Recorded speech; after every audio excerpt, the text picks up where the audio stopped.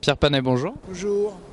Aujourd'hui, mercredi 12 février, avait lieu le délibéré du référé concernant la vidéo YouTube 2014, l'année de la quenelle. Alors vous-même, vous n'avez pas pu prendre connaissance de ce délibéré, car les avocats de Dieudonné n'ont pas pu se déplacer, et vous-même, on vous en a refusé l'accès. Est-ce que vous pouvez revenir tout d'abord sur cet événement? Oui, je crois que c'est particulièrement grave parce que la justice est rendue au nom du peuple français. Et donc, tout citoyen qui éprouve de l'intérêt pour quelle que soit l'affaire juridique, judiciaire, doit pouvoir être présent. Alors, on m'a envoyé plusieurs gendarmes en disant que je créais un trouble à l'ordre public. Ma simple présence, je proteste avec vigueur contre cette interdiction parce que je ne vois vraiment pas en quoi ma présence était de nature à troubler l'ordre public. C'est une décision tout à fait arbitraire, inique et qui ne respecte pas la loi. Très bien, alors du coup vous avez quand même pu prendre connaissance de ce délibéré grâce à Maître Lilti qui a malheureusement refusé de répondre à nos questions suite à la révélation d'un petit off dans une dernière vidéo. Ça l'a vexé visiblement. Du coup, est-ce que vous pouvez revenir sur ce délibéré ? Oui, alors d'une manière tout indirecte, je n'ai pas l'ordonnance de référé.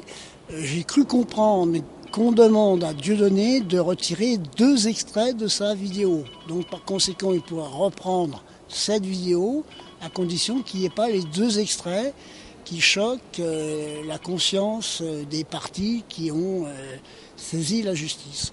D'accord. Donc les 2 extraits en question, c'est notamment concernant les juifs et les nazis en disant qui a volé qui a commencé. Voilà, et d'autre part, c'est le fait que Dieudonné ait dit que si des personnes voulaient en savoir plus sur les conditions dans lesquelles les juifs avaient été exterminés, notamment concernant la question des chambres à gaz, il pouvait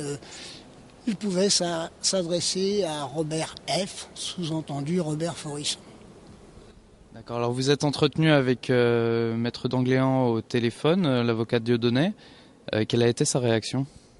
Bien, il a été très surpris que, ayant soulevé une cause de nullité de la citation du référé, une cause de nullité, une cause d'irrecevabilité, manifestement, le président Bailly n'a pas voulu les prendre en considération, car la cause de nullité était parfaitement fondée. Ce n'était pas sur la base du code de procédure civile qu'on pouvait engager un référé, mais sur la base de la loi de 1881 sur la liberté de la presse. C'était pour moi un argument qui était déterminant. Par conséquent, je pense que cette citation en référé aurait dû être frappée de nullité.